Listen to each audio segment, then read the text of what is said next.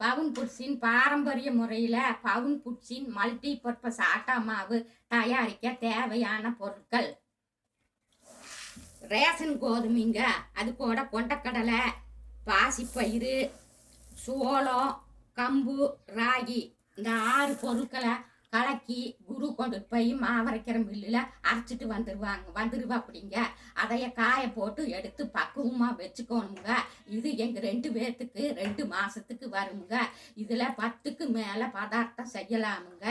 சப்பாத்தி, பூரி, கச்சாயம், பக்கோடா, அதிரசம், இது எல்லாமே செய்யலாமுங்க.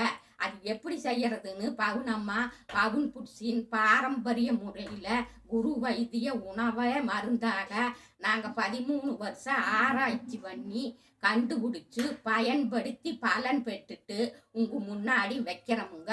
உங்களுக்கு பிடிச்சிருந்தா நீங்களும் இந்த மாதிரி செஞ்சு பயன்படுத்திட்டு 4 பேர்த்தோட பகிர்ந்துக்குங்க. இந்த மாதிரி நிறைய நிகழ்ச்சியை பவுனம்மா நான் அடுத்தடுத்து உங்களுக்கு சொல்லித்தர போகிறேனுங்க. அதற்கு இதுவரைக்கும் பவுன் புட்ஸை பார்க்காதவங்க பார்த்துட்டு சப்ஸ்கிரைப் பண்ணுங்க. கூடவே வர்ற பெல் சிம்பிளை கிளிக் பண்ணுங்க. ஃபாலோ பண்ணுங்க, லைக் பண்ணுங்க, 4 பேர்த்தோட ஷேர் பண்ணுங்க. எல்லோரும் இயற்கையோடு இணைவோம், இன்பமாய் வாழ்வோம். நான் உங்கள் பவுனம்மா. நன்றி, வணக்கம்.